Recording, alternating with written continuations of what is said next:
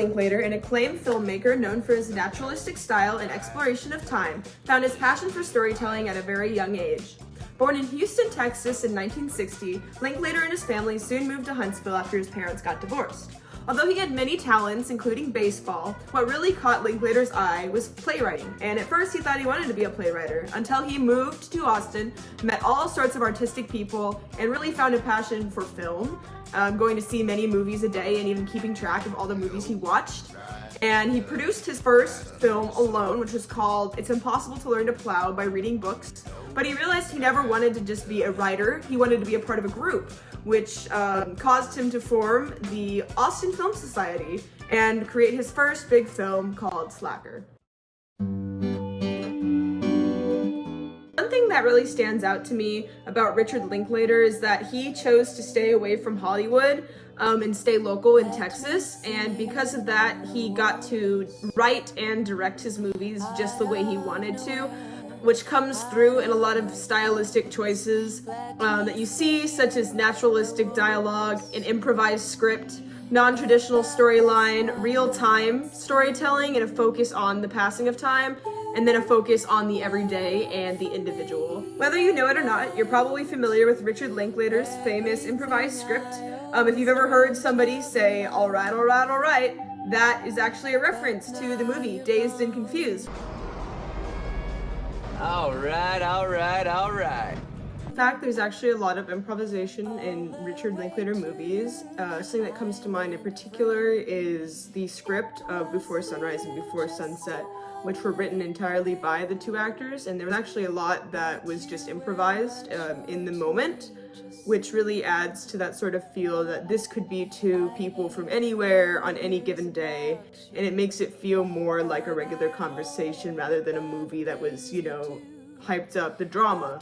All this again, like somehow this night took things away from me, and I expressed them to you and you took them with you. It made me feel cold, like if love wasn't for me. I don't believe. Where a lot of big Hollywood movies tend to follow a very set plot that skips around and only shows you the most important parts of the movie, a lot of Richard Linklater movies tend to just follow a group of people on the everyday journey, showing you the important and the unimportant, which is sort of a non-traditional storyline where you just get everything, not just parts of a whole. Vorschlag, den unterbreitest du mir ungefähr zweimal im Monat.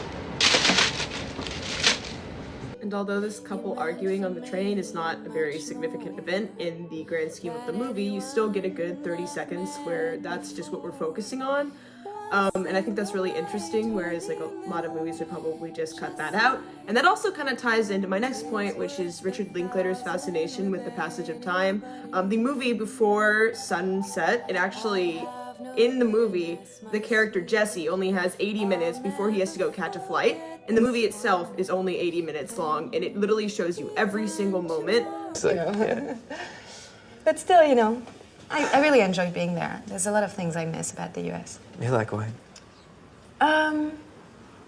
Well, the overall good mood people have there. Finally, this cafe scene I think is really interesting and really exemplifies Linklater's use of just everyday storytelling.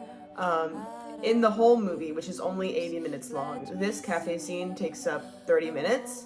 And I think that's really interesting because although like the conversation is not riveting, it's not particularly important, this is how two people who only have a limited amount of time together, only 80 minutes, choose to spend their time. And that's getting to know each other.